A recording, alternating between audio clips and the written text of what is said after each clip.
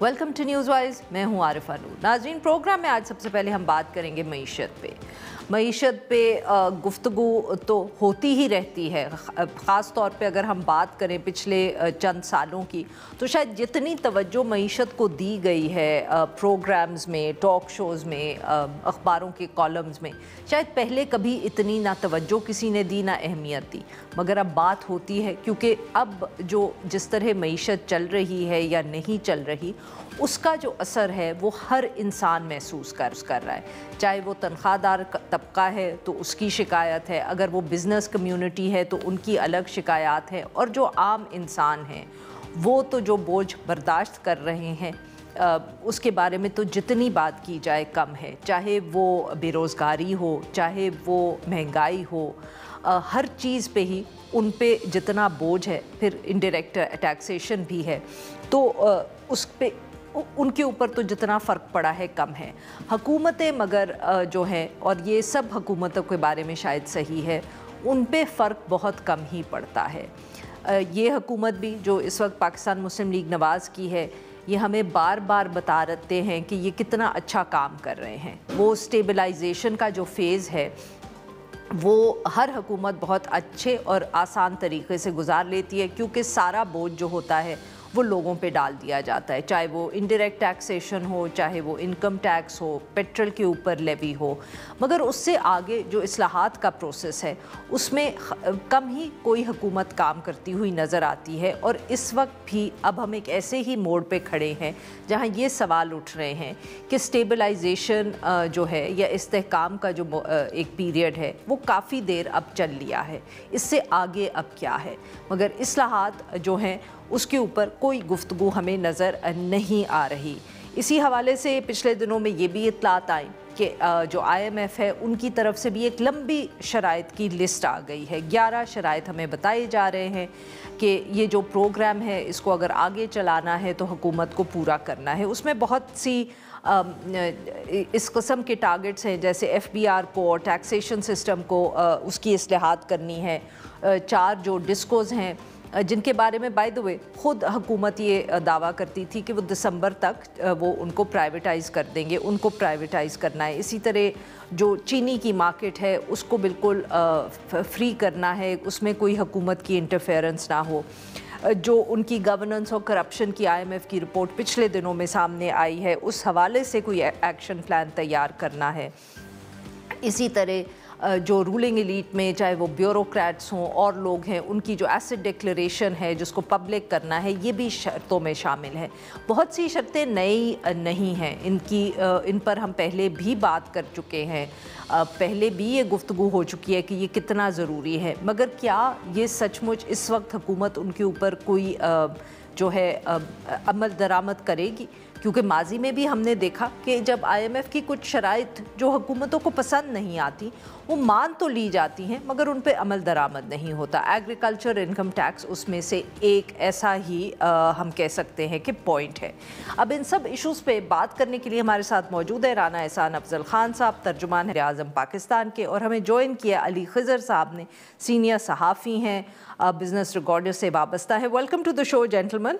जी राना साहब, आपसे गुफ्तगू का आगाज़ करेंगे। सर, सबसे पहले तो यही सवाल है जो अब सब पूछ रहे हैं कि इस वक्त जो स्टेबलाइजेशन का पीरियड है उसको कितनी देर और हुकूमत चलाएगी, और अगर कोई इस्लाहात होती हुई नहीं नज़र आएंगी तो फिर तो शायद इस स्टेबलाइजेशन पीरियड की कोई ख़त्म ही ना हो।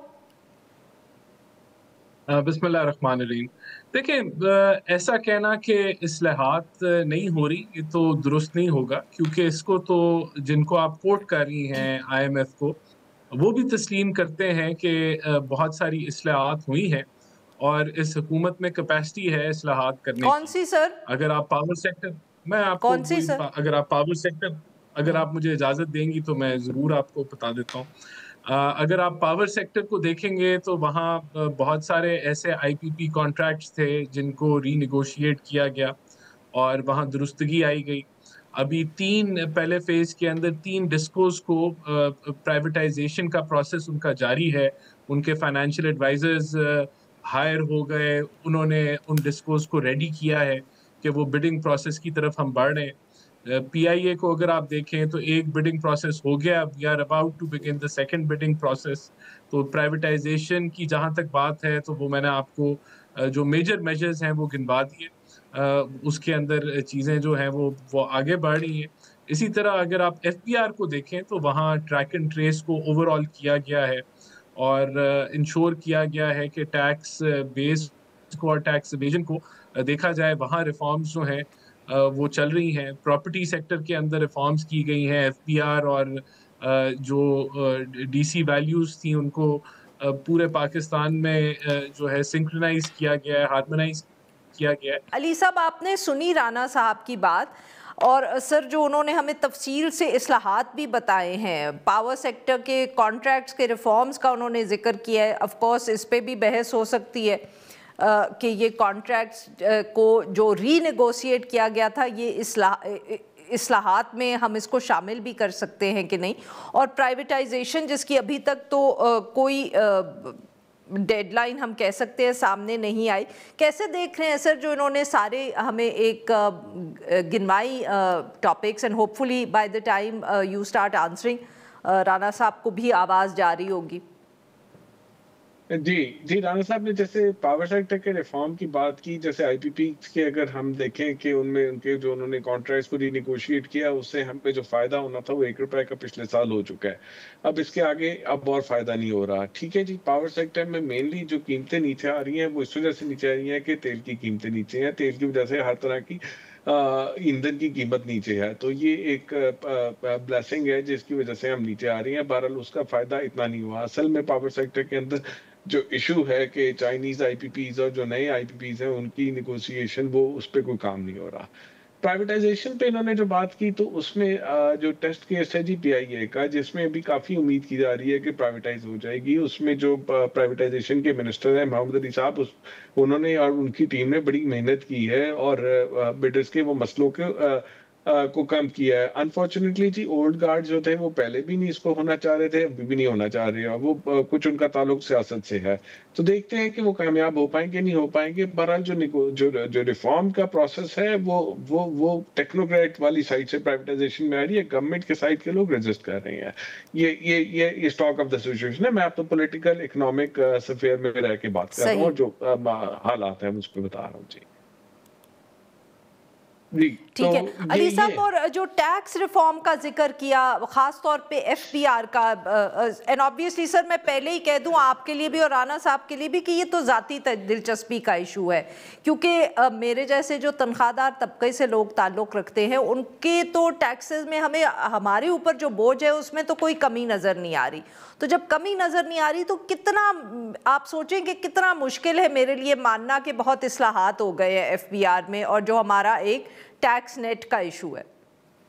یہ دیکھیں FBR چیئرمین جو ہے وہ بڑے ہی انٹیلیجنٹ آدمی ہیں اور وہ بڑی ایک میکنزی سٹائل کی پاور پوائنٹ پریزنٹیشن دے رہے ہیں جس میں بہت ساری چیزوں کو کلیم کر رہی ہیں. ایک پریزنٹیشن سننے کا اتفاق ہوا تھا, وہ بزنس کونسل کے ایونٹ پہ وہ آئے تھے دینے, تو میں وہاں پہ موجود تھا.